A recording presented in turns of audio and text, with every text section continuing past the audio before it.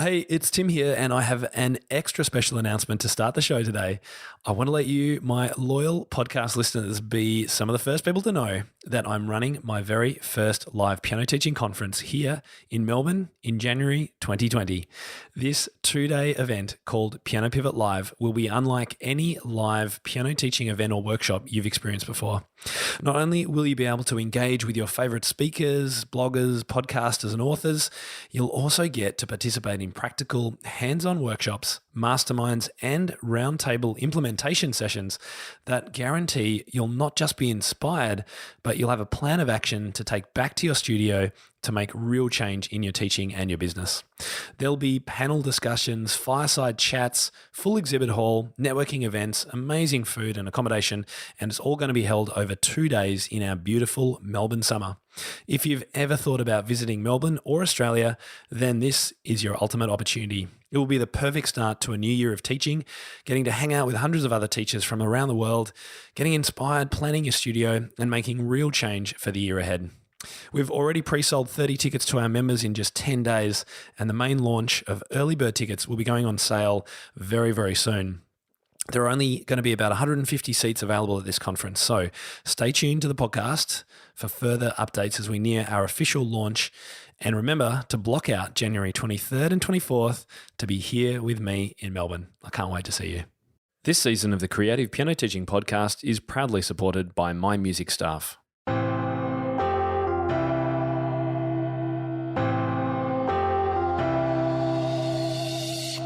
Welcome to the Creative Piano Teaching Podcast, the place where teachers from around the world meet to share innovative ideas about music education. Listen and learn as we help you motivate your students, grow your income, expand your studio, and become a more creative piano teacher.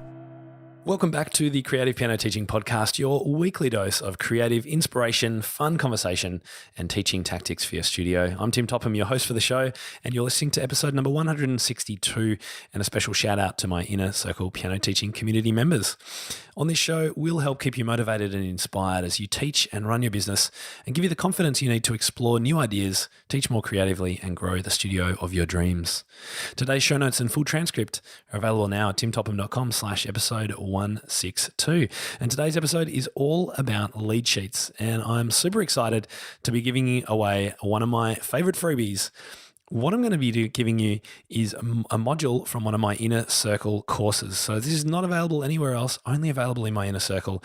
And this course was created by the one and only Forrest Kinney, just for our membership. And it's all about lead sheets. So you're going to get in today's download at timtopham.com/episode 162. You can head there now, enter your details, and you can download the handouts for module 2 of our Take the Lead course created by Forrest, which I'm going to be unpacking and exploring in today's show. Well, today's show is actually in 2 parts. I'm going to start with giving you some background on the importance of lead sheets and why I'm so passionate about helping teachers with this aspect of teaching that actually most of us were never taught ourselves. And in part 2, I'm going to share a module from one of our Inner Circle courses called Taking the Lead. And this was created for my Inner Circle members by the one and only Forrest Kinney. It's only available inside the Inner Circle, and it's been one of our most popular courses as it gives teachers confidence about improvising, playing by ear, and exploring left-hand patterns, all while reading chords and lead sheets using some really familiar, simple tunes. And of course, if you guys can get confident doing that, then you can easily pass that on to your students. The full course is available to all my members, and you'll get a taste of it a little bit later in today's show.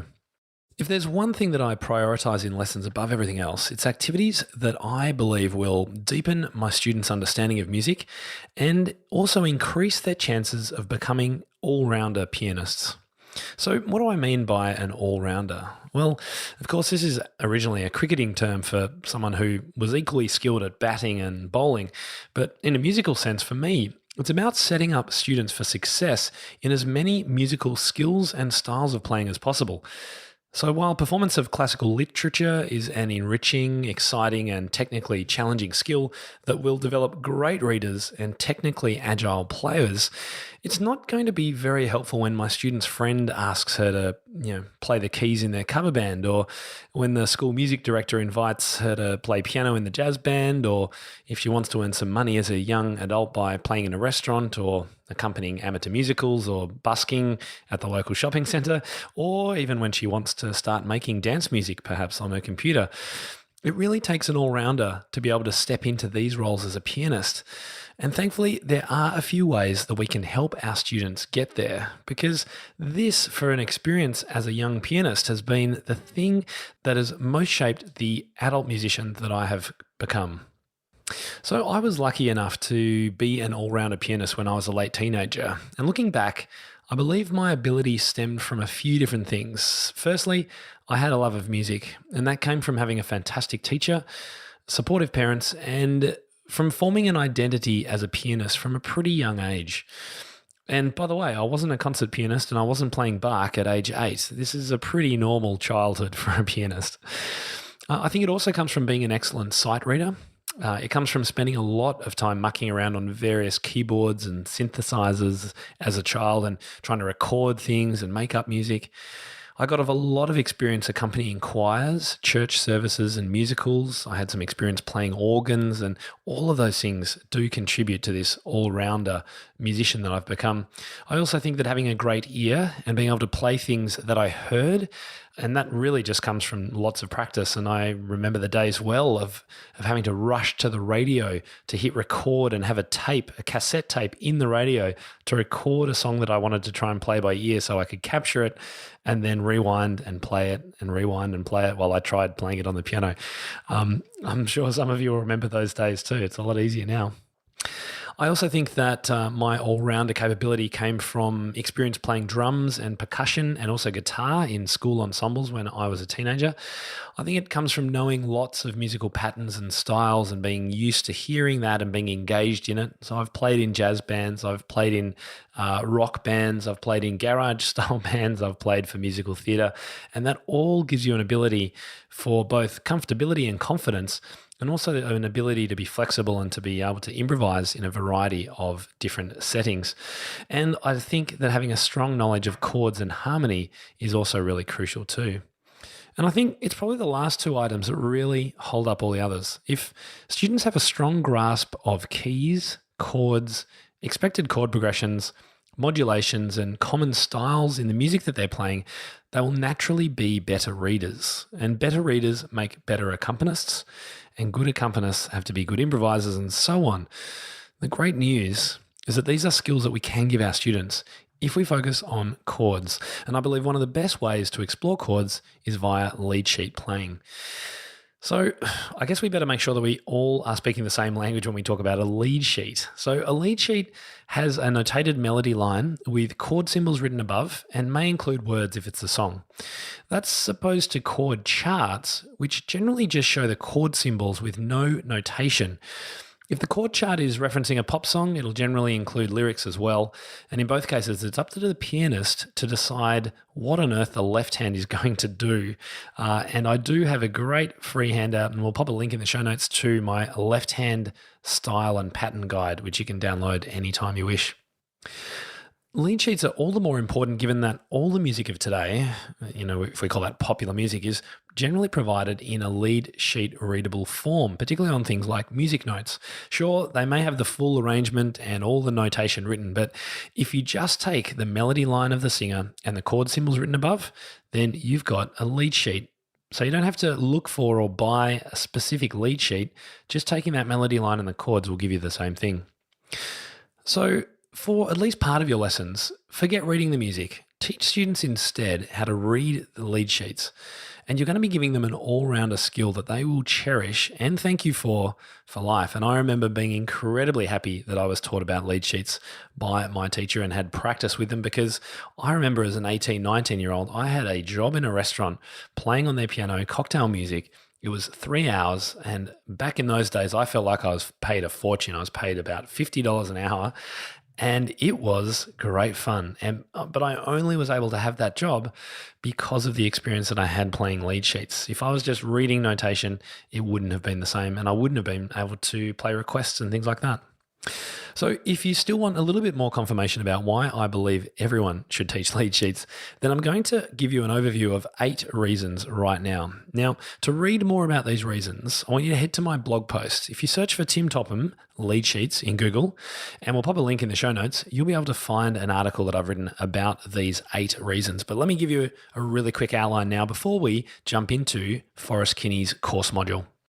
Reason 1, it's essential for playing in bands and worship situations. And I know a lot of our students are interested in playing with other instruments and perhaps playing for their church or worship band. If they don't know lead sheets, they're not going to be able to do it. Reason 2, students gain a deeper understanding of music. And you've heard me bang on about this a lot. I believe so much in the power of chords and harmony to teach students about the underlying principles of music and how it's constructed. So learning more about that through lead sheets will only deepen that understanding. Reason 3, students have the best chance of making a living from music. Now, sure, your student could go busking and play written music, but I'll tell you what, if they can read some lead sheets and just play very, very easily off the top of their head by looking at a few chords and a melody line, then they're going to be able to get jobs like me, playing piano in a restaurant or at the shopping center or to do some busking, whatever it is. That is one of the simplest ways our piano students can make some income from music. Reason 4, students realize that there is more than one way to read music, and it's actually much easier. Let's face it, note reading is pretty hard and it takes a long time to get good at it. Why don't we give them some shortcuts, which are things that we as professional musicians would use all the time? Someone playing in a pit orchestra or a session musician for a recording studio, they're going to be looking at chord charts as much as they're looking at the music because it's the fastest way to get a grip about the music. Reason 5, it improves memory and reduces performance anxiety. Another great reason for knowing your chords is that if you get a bit lost in a piece of music, you can improvise your way out of it without it sounding ridiculous or without having a complete stop or breakdown. It's the reason why chords and harmony are so important to our musical knowledge. Reason 6, it gives you a bit of an introduction to jazz. Now, I'm not a jazz musician. I have had some training in it, but I would not consider myself a jazz pianist by any standard. But with a little bit of chord knowledge, students can pick up a fake or real book and play some jazz standard. It's the same concept. Sure, there's some unusual chord symbols and things like that they need to learn, but it gives them the basics to be able to see a jazz lead sheet and go, I kind of get what this is all about. Reason 7, it's a simple way to add creativity and fun to your piano lessons and also to your students' practice. Getting them off the page is a great way to explore music in your piano lessons, and doing it through lead sheets can be a great approach. And finally, reason 8, it bridges the learning between old and new music. And there are so many connections that can be made between music of the 16th, 17th, and 1800s and the music of today when we break it down to chord progressions. And I've got a YouTube video about that. We'll put a link to that in our show notes today. And you know what? I'm going to give you one bonus reason. It's reason number 9. Students can start playing their favorite pop songs without resorting to YouTube. Now, I know that many of you listening groan when you find out your students have been teaching themselves through YouTube tutorials.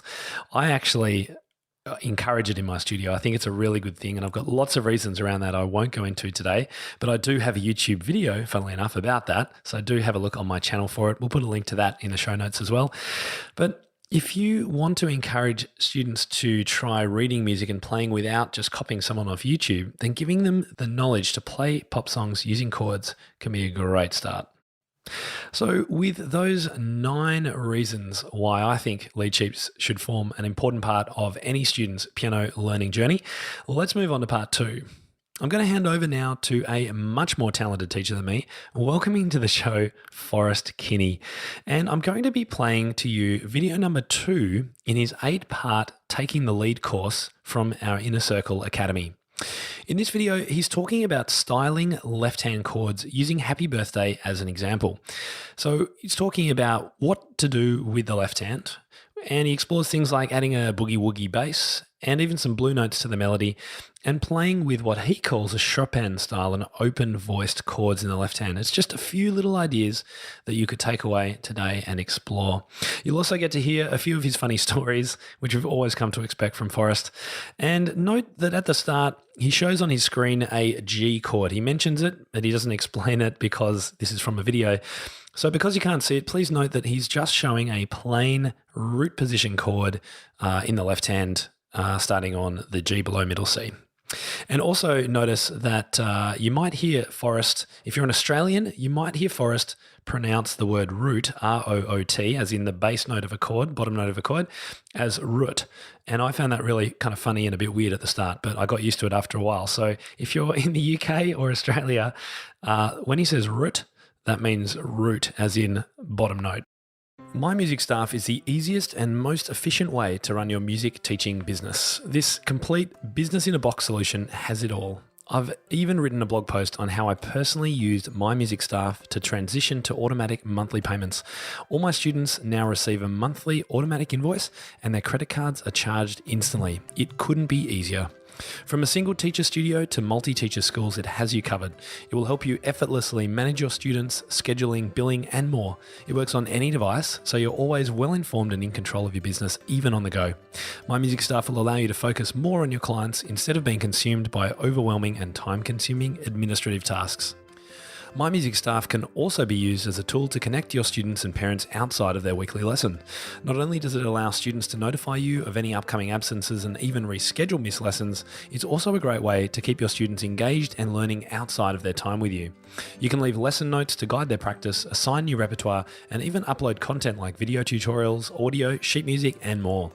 This immersive tool is a great addition to any studio looking to improve their business and set themselves apart from the competition.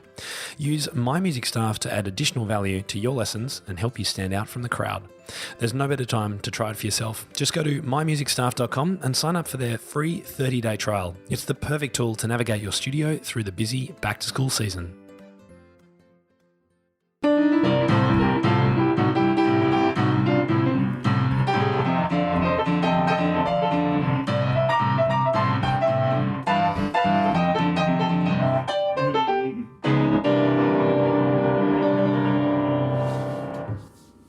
Hi, welcome to video number 2, where we're going to talk about styling chords. Now, when you think of a G chord, most people think of this. They think of what I call a chunk chord or a theorist chord, just 3 notes like that. And yet, the first thing I want to emphasize in this video is that that's just one way of playing a chord. So I often say that chords are like hair, that we can style them in countless ways. Like, what can we do with hair? We can cut it, we can curl it, we can braid it, many other things. The same with chords, and I'd like to get into that. So let's start with the most basic techniques. When you're adding chords to a lead sheet, let's start with the lead sheet of Happy Birthday, since that's a tune that all of us really need to know. If we just start by playing a chunk chord, the first thing we could do is play it loudly or softly, and we can play it high or we can play it low. So already we have some options. And that's the first puzzle that I presented in the handouts. Now, I've borrowed these pages from my Puzzle Play book. And a puzzle presents a challenge. And then when you turn the page, there's a black puzzle piece, which gives one possible solution. And so I think that's kind of a nice way to present this information. So we see here on the second handout how it could be done loud, maybe an echo soft. But puzzle 2, we start bringing in another element, and this is the element of rhythm. We could play these chunk chords in different rhythms to create different effects. So in this case, we sound more like something Beethoven might do. In the third puzzle, we start to do another technique, which is breaking up chords. A very simple way to break up chords is to do what's called a simple wall style. And that's where we're playing the bass and the upper notes of the chord. So So suddenly we have a birthday waltz. And of course, these basic techniques can be combined in endless ways. For example, to sound like Mozart, we would play in a higher range and maybe break up the chords like this. To create a walking bass sound, we'd break up the chords down in the bass. Maybe swing the rhythm. All these are ways to play basic chords. What I'd like to do now is introduce you to a style that I never learned in my classical lessons, but it was the first thing my jazz teacher taught me because he said it will really help you get a sense of rhythm. And it's boogie woogie. Now, the simplest boogie woogie bass line can be created by playing a chord in the bass and leaving out the middle note. So you're playing a fifth, and then alternating between the fifth and the note above the fifth, like that. Now there's some important things to note here about the style. Notice that I'm not playing staccato. I'm playing legato to create a full, big sound. Another thing I'm doing is I'm playing in the bass. A lot of people will do this with boogie woogie, and I'll tell you, that's just not macho enough for a guy like me and for the style itself. Now, a third thing about boogie's style is, particularly when it moved into the early rock and roll sounds of the 1950s, people started playing with what's called a backbeat, which is emphasizing the second and fourth beats of a measure. So, for example, instead of playing like this, it would sound more like this. See, I'm emphasizing the second and fourth beat. So how do we apply this sound to Happy Birthday? Well, Happy Birthday is in 3/4, and Boogie Woogie is in 4/4. So the first thing we're going to have to do is stretch the melody out. 1, 2, 3, 4, 1, 2, 3. And I've shown that on the handout. So the first puzzle here is to use this lead sheet and try to add a boogie bass. So, okay, you can shut off the video and go and try this. All right? All right, welcome back. And this is what it might sound like. Hear that backbeat?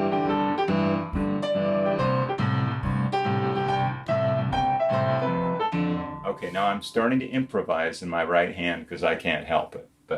It's quite all right to do. So puzzle 2 shows an alternative boogie bass, which again is a basic triad with the upper neighbor added. Puzzle 3 emphasizes the importance of syncopating the melody. So instead of just playing everything on the beat, which is very much too heavy-handed even for this style, you want to try to syncopate the melody. That is, play notes that they land in between the beats.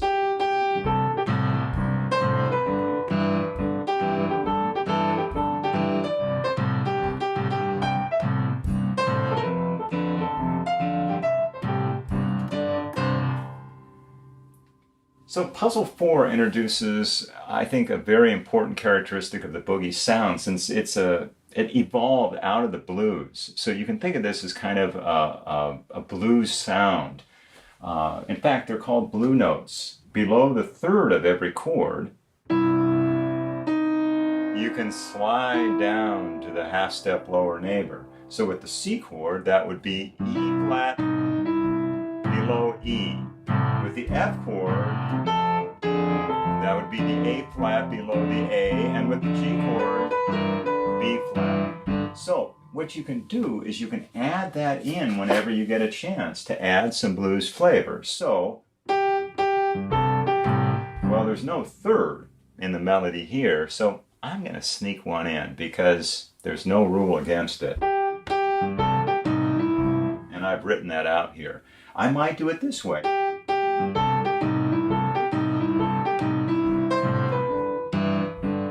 Okay, I've stretched the melody out even further, but that's because I'm an arranger.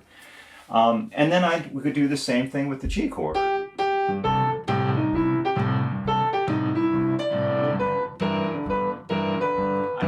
like stretching it out this much. It gives me more time to play these blues notes. How about up an octave?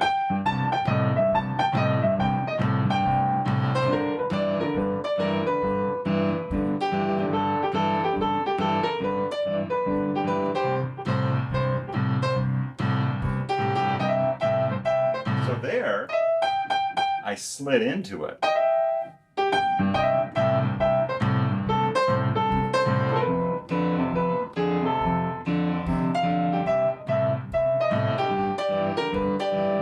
Now there, you see, I put in the blues note on the G and came home to the C. So I've got quite a nice boogie sound.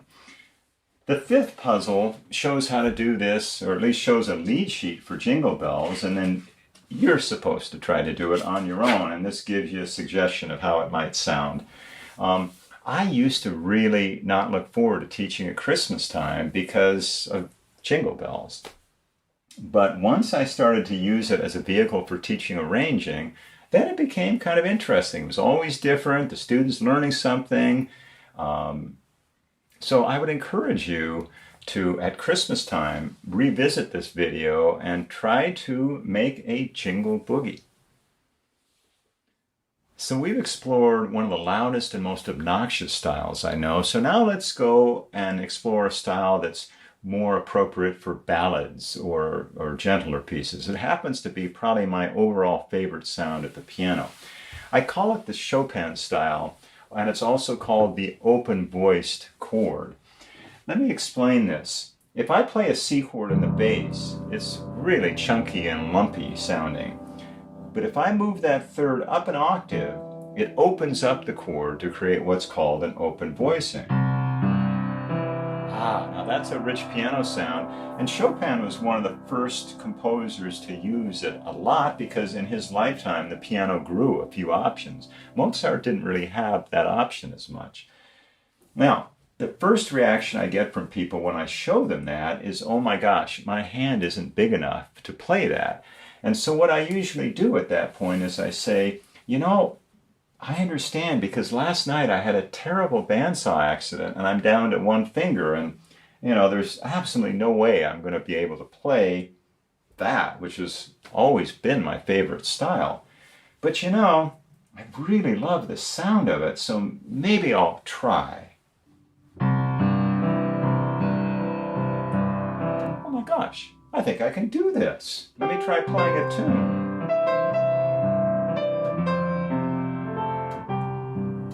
Well, it's possible, even if you have a very tiny hand or no hand at all. All you really need to play the Chopin is a sweeping motion of the arm and a pedal. You don't have to have a large hand. So, as you can hear, it makes an incredibly rich and resonant sound. So the first puzzle is Amazing Grace. I've got a lead sheet written out, and I encourage you to try to fill in the blanks. And then, of course, I give you a possible solution. The next puzzle, we move on and do the same thing with Greensleeves. We have the chords, we have the melody. So,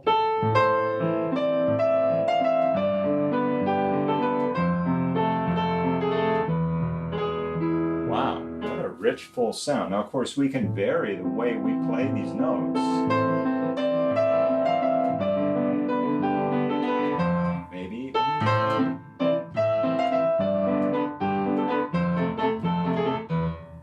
Possibilities are always endless. So I've written out one possible solution.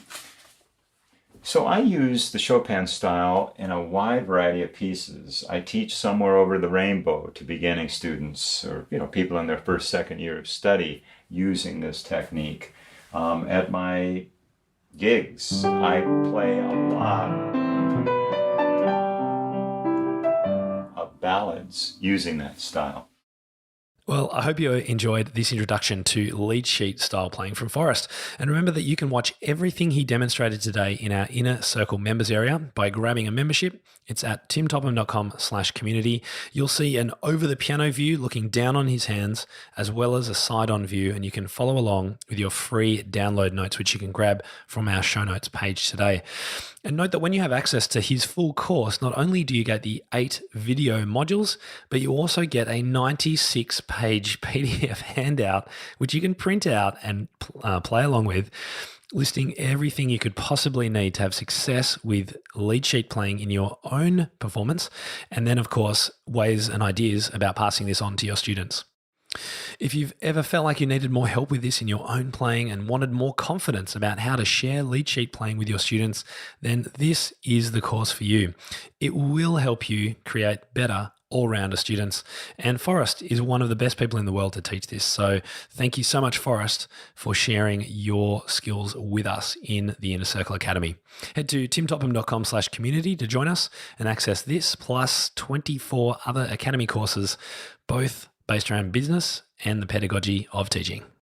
I hope you enjoyed today's episode unpacking lead sheets, and don't forget to grab your free download of that module from the Take the Lead course. Just head to timtopham.com/episode 162 and you can grab that right now and use it freely in your studio. Or if you're a little bit uncertain yourself as a teacher about styling chords and this approach to chord playing and lead sheet playing, then use it as your own training to improve your own confidence before you go and explore this with your students. Next week on the podcast, we have a bit of an unusual one. We're doing a reverse episode. So Christopher Oil is going to interview me on the next podcast, and I'm actually not too sure what's going to happen in this episode, so wish me luck. And for all of you tuning in, thank you so much for being with us this week. As always, I'm so grateful to have you listening and choosing to spend time with me. There are a lot of podcasts now. There wasn't that many when I started, but there are now a lot of podcasts for music teachers and piano teachers. So it really is means a lot to me that you have decided to tune in to this podcast, and I do hope I continue to provide exceptional value for you. Until next week's episode, I'm Tim Topham, and this is the Creative Piano Teaching Podcast. Thank you so much for listening. Ladies and gentlemen, that will conclude this evening's entertainment. Oh, thank you. Thanks for listening to the Creative Piano Teaching Podcast. We'd love to help take your teaching to the next level as a member of our supportive community. Use the coupon Piano Podcast for $100 off an annual membership of Tim's Inner Circle today.